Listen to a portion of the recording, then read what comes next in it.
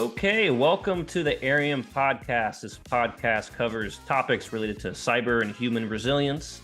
The content's geared towards owners and CEOs of small to medium-sized companies, as well as IT and cybersecurity leaders. My name is Bill Bowman, and I'm the Director of Marketing here at Airiam. So this episode is the second part of our discussion with MITRE's Shane Steiger. Shane does research on cybersecurity, cyber resilience, and innovation for the organization. The MITRE Corporation is a nonprofit working to solve some of the biggest challenges in defense, cybersecurity, homeland security, and other fields. att&ck is also joining us in the conversation. He is the field CISO and CIO for Airiam.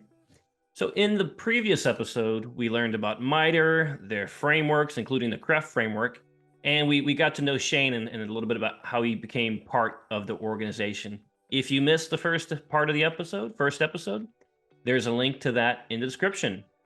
So in this episode, we're going to discuss more about how the work done by MITRE and the CREF framework helps everyday organizations succeed.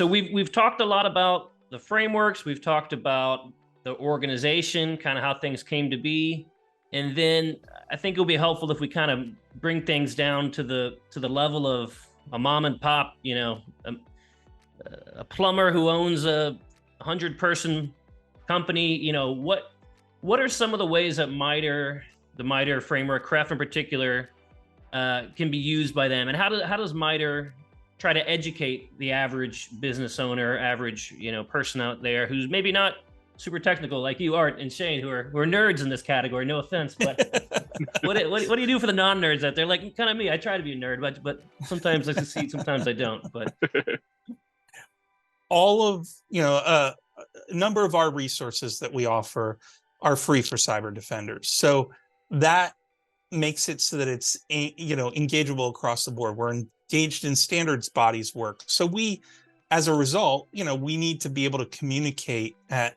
different levels, for different, vector or for different verticals.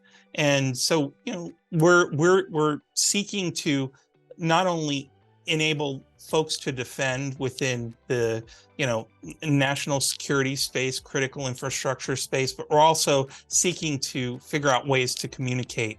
And the CREF itself actually is a vocabulary or a communication standard in a sense. I mean, it as codified and or as put into NIST SP 800-160 Volume 2, it's really meant to be an initial vocabulary. It's one of the fews that the government's referring back to for cyber resiliency. What does cyber resiliency mean? What does resiliency, cyber resiliency and critical infrastructure mean?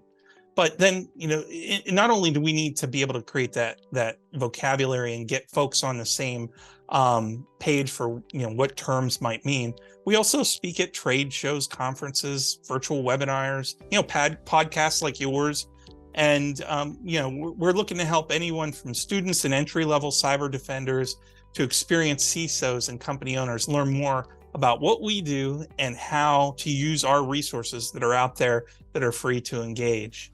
And we even last year we published a book entitled 11 Strategies for a World-Class Cybersecurity Center, and that book's available on Amazon, the printed version, or you can go out and access that PDF of the book for free on our website. Now, a lot of those might assume that you need to have say a cybersecurity background or some form of background that is within the technology space. But when you really kind of break down portions of resilience, as I said before, it applies to many verticals, it applies to many industries. It's, in terms of even just the plumbing industry, they often likely are facing supply chain challenges in this day and age.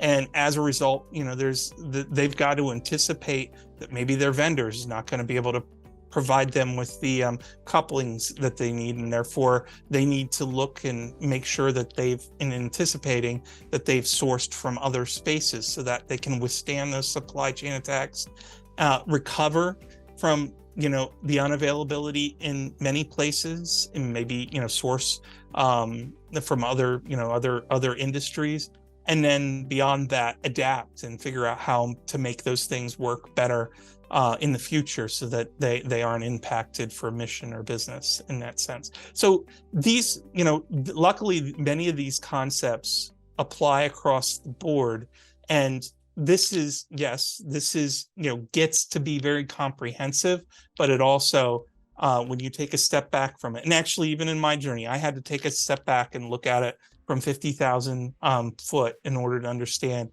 how I was going to use it in the very, very tactical sense. Yeah, I think in a lot of this, there needs to be almost an interpreter between NIST or MITRE docs and the plumber.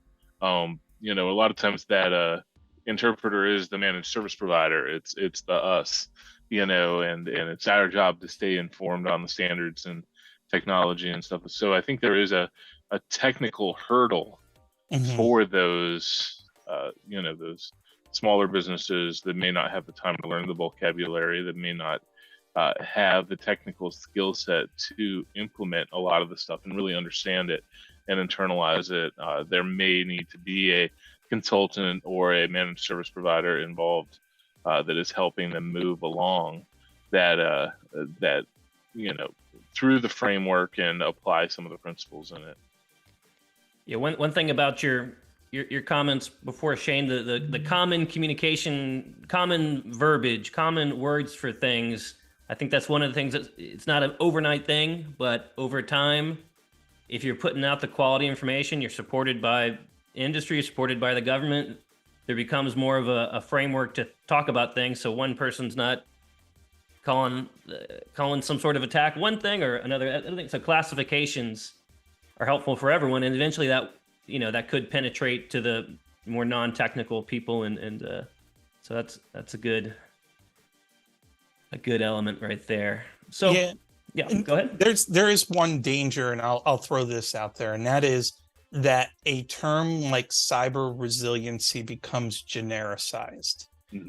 And if you walk the trade show floors and you press a vendor to ask them how they're performing, what they say they're performing as cyber resiliency as part of their product or their service, then the idea that they come back to you with an answer is usually a sales one, as opposed to one that actually ties back to true definitions and resiliency, or cyber resiliency definitions. And also, oftentimes I would then question whether that vendor is really selling you cyber resiliency, or they're piggybacking on a term that has been potentially bantied around in a way that's genericized it. So as a result, the Cyber Resiliency Engineering Framework, NIST 800-160 Volume 2, Rev 1, is out there to put that those terms and definitions in a document that folks can reference. And so whether you're at a service provider level or at a product level, or you're at a business level, you can refer back and say, these are the agreed terms to the space, so that we're not talking about things that that aren't apples and oranges, that we're talking at the same level and with the same terms. Absolutely. I think when you're going and meeting in IT service provider and they're saying, hey, buy our resilient solution, it is usually not covering anything except backup. It is a backup solution.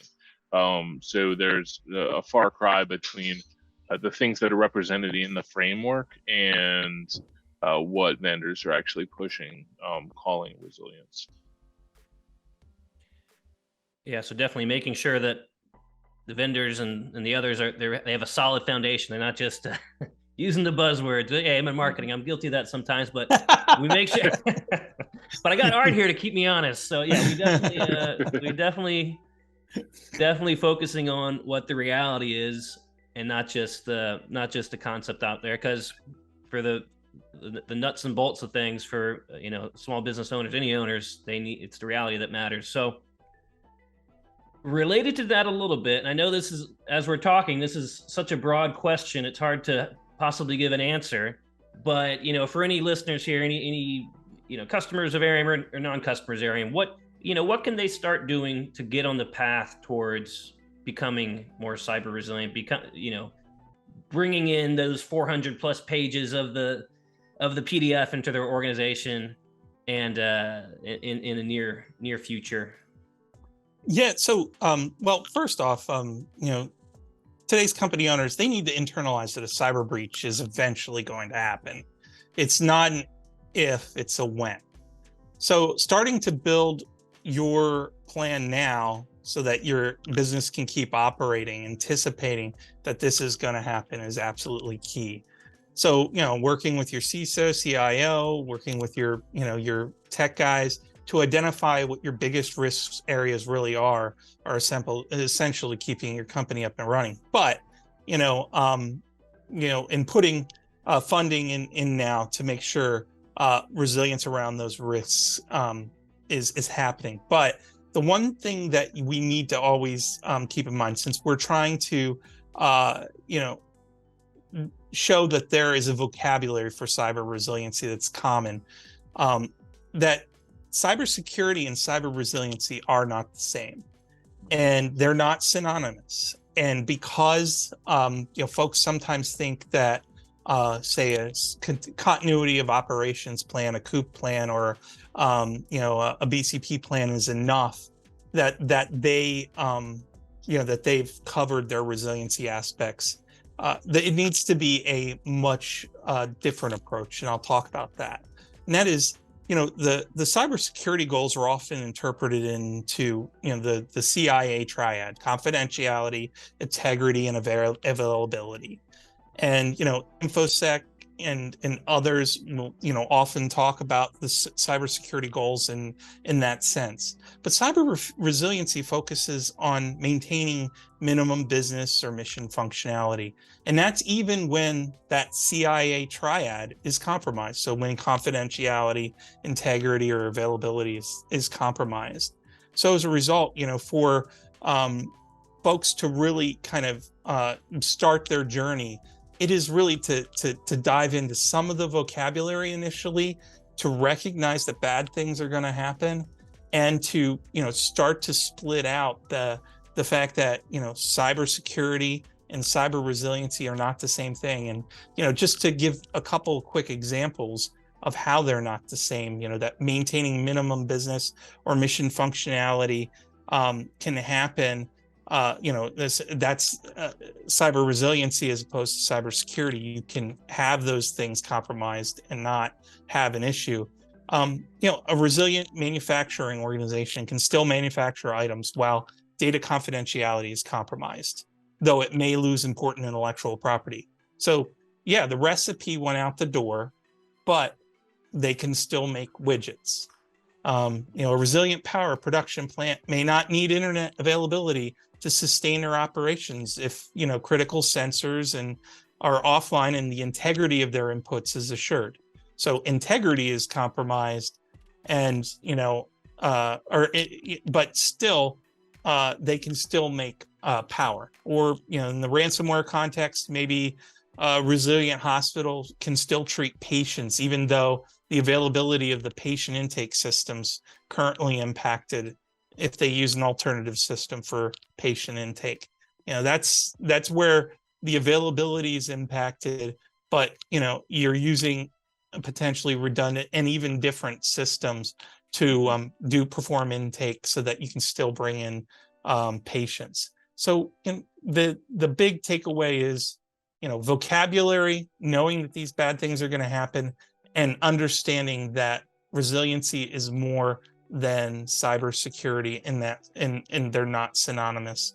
That in the face of an ever-present adversary, that you need more. I think that is really the crux of the whole thing.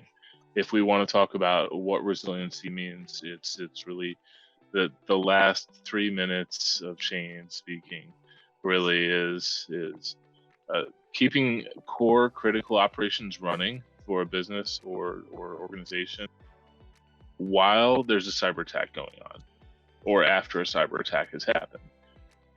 And, it may be that, it looks like your servers need to be completely rebuilt and everything is completely down, but your business is still able to operate, make money, do its job, serve customers, etc. during that attack. And it's whether it's that there's limited reliance on IT during that time, or whether there is you've set up your system so that one system can be attacked while the rest of you still go. And that is really where, I've been trying to think about it a lot is, how do I separate these systems so that, we can still sell things, take orders, but the website's down, and, our email system's down, but these other systems are still working so that we can still, work as a company. Yeah, that was very helpful. That helped me kind of reorientate my understanding of it too, just in this past 10 minutes. So it's kind of understanding your own organization well enough that an impact happens, it doesn't cripple it. You can still do what you need to do to succeed, to make money, to help customers. So that I have a better understanding of that difference now. So I appreciate that. So cool. So, looking at CREF, the attackers, threat actors are always adapting, always doing new techniques. We talked about ChatGPT, me and Art yesterday. I was like, what are they doing here? So how does CREF and how does MITRE evolve over time? I mean, interestingly enough, it's, somewhat of a continued evolution of, even my engagement with CREF and attack from the 2014 timeframe. And that is, the evolution has followed as a result of the publications going in, but also what information can I share and what information can I put out to the world to figure out how to engage cyber resiliency engineering framework, but also figure out how to bring in others that are interested in understanding that give and take between the attacker and defender. So in my journey, it started with reading the work. I wouldn't say that that's necessarily the very first step that folks should do, because it's right now NIST 800-160 Volume 2 Rev 1 is 295 pages. Now, given a number of those pages are appendices and tables of relationships that are very, very, very important, but they're also within that 290 some pages of effort. So the CREF Navigator is really kind of out there to help folks engage that work much easier and make it a more practical way. So the evolution to CREF has been to build tools and engineering aids and documentation for our sponsors, for the community, for the public, for folks all over the world, in order for them to engage the work and understand what is in there. That's a great idea. Using tabletop exercises in order to help advance businesses in their thinking towards resilience. That is something that we've employed with kind of business continuity planning and disaster recovery planning and stuff like that before. But those kind of scenarios that Shane just mentioned, like, assume that there is someone in your network right now. You don't know where they are. You don't know who it is. You don't know what they're doing. They're not taking down your network, but they're there and they're not supposed to be there. What is your plan? And what is your plan for if they decide to take you down? If they decide to, steal things, I mean, I would assume that they are at that point, but if they decide to corrupt your data, what are the, steps? What's your plan for that?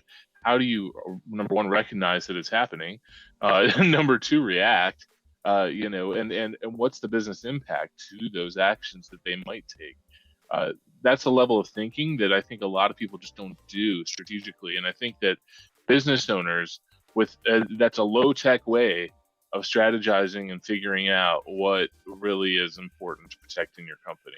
You just sit down and have a strategy session in your conference room table and just say, we have this situation going on. What is the company going to do to respond to this? How are we going to stay up and running if the worst case situation happens? Or can we just accept this indefinitely and, keep running? What is the impact here? And then, data privacy and things like that come into play. If there is a breach in confidentiality here, is there something we have to do about it now? But yeah, that kind of thinking, that's a real way to bring resiliency to, small, medium-sized businesses and, businesses of any size, but businesses that are especially not used to thinking about resiliency. That's probably the key thing that, MITRE and also us, we can do to bring that to our clients. And as I'm doing tabletop exercises for cybersecurity, for incidents, it's bringing that kind of scenario in is a new way to flavor it, to bring in cyber resiliency for clients. And to be quite candid, that's the hardest scenario. When you don't know when they're there, you don't know when to go back to even a gold, or some form of base image, so to speak, or gold config. This is where now you're going a little deeper into the framework, a little deeper to understand what the relationships are within the framework, the relationships between the approaches. And that's where the rubber meets the road for many organizations, trying to get to that approach level, because it gets you as close to the technology and understanding which technology have the capabilities of the approaches within the framework. Because in the end, if you go out and do all the approaches within the framework, it's a balance. You'll bankrupt yourself. So you have to balance what your choices are. And it's a matter of choosing and prioritizing, and, based on those relationships, and the CREF Navigator tool and the relationships that go all the way up to the mitigations and candidate mitigations within attack, the candidate mitigations found in 800-160 Volume 2 in the appendices, and then all the way up to the attacker level and the attack technique level, where folks, oftentimes begin their journey. It's very, I will throw out, it's easier to knock over a system, and that's what bad guys do, than it is to build one that's hard to knock over. So therefore, some of the allure of, the beauty of the attack framework is that it's comprehensive, because, attackers make it their job. And the hard part is defending. And not saying that the attacker's job isn't hard. I'm just saying that between that give and take, that finding out when an adversary got in, how they got in, and what they've been doing and when, those are hard questions, and it's hard to build an infrastructure to make that happen. But that's why exposing and evolving the exposure of the some of the value in the cyber resiliency engineering framework 800-160 Volume 2 is absolutely key.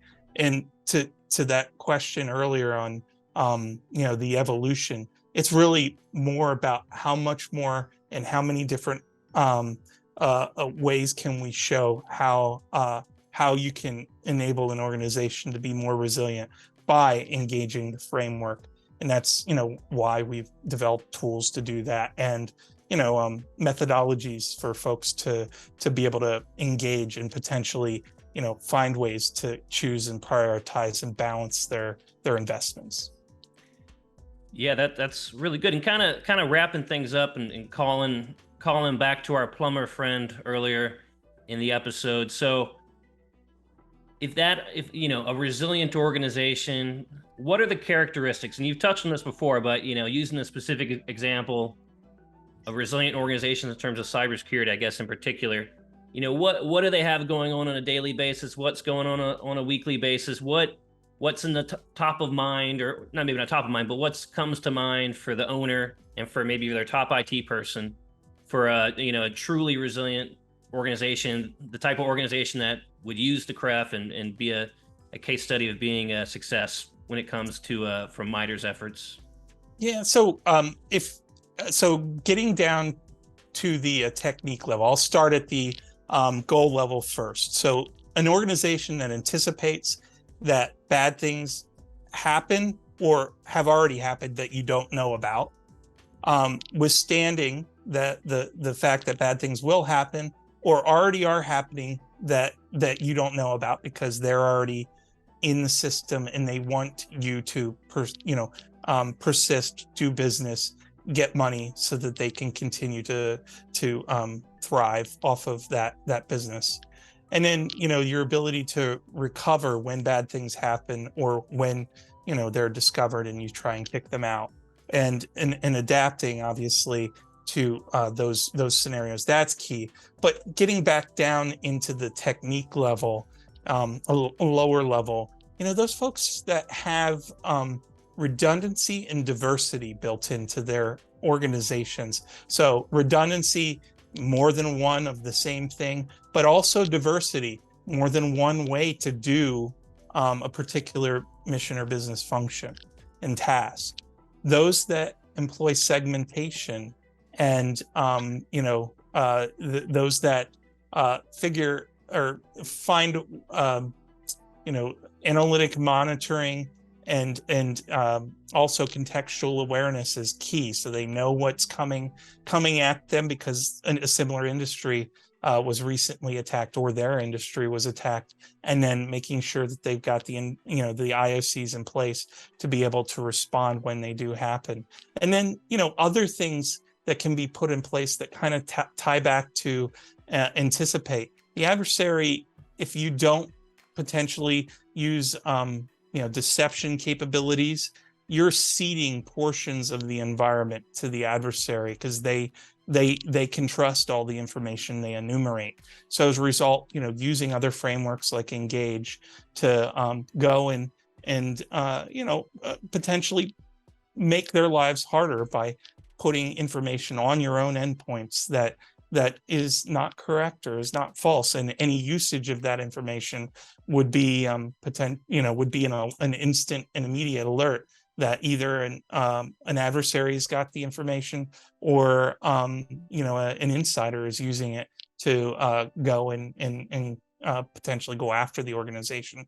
So ones that kind of employ a few of those elements, and some of those are very key, and also seek to make the life's adversary harder in earlier phases and or throughout their entire life cycle, are likely more resilient to cyber events. Nice.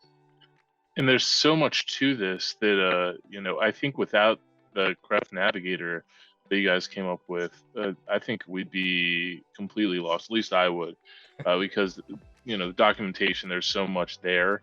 There's so much, I can drown in it very easily and read for days and probably never get anywhere, in really understanding it. But being able to visualize it in the CREF Navigator really gives us the ability to say, okay, if this is happening, and these things are the things that might help stop that, and this is what we might use to recover from this, and kind of helping to design solutions for business using that as kind of a guideline is really helpful, because it helps me visualize everything. And although I'm not exactly a visual learner, it is a lot more helpful than reading 400 pages and trying to absorb that. So I'm glad that you guys came up with that Craft Navigator. Great. Well, thanks, Art. Shane, anything else to leave us with? Are you going to be at any shows or events coming up in the coming months? Well, I'm hoping to hit a couple, but I'm hoping to hit RSA and one or two B-sides events, and hopefully wife, child, God willing, maybe weather, some other weather, other circumstances willing, other events. But one thing I will say is maybe we could do a podcast and video cast in the future on really doing some of the Craft Navigator elements, showing how you use it, how you can apply it, because this particular event, we are kind of diving into the Cref itself, but definitely in applying how you'd use the tool to engage. I think that would be very helpful. Yeah, 100%. That'll be a good follow-up. People can check out the Navigator now, but we'll get some more tips on how to use it from Shane in the future.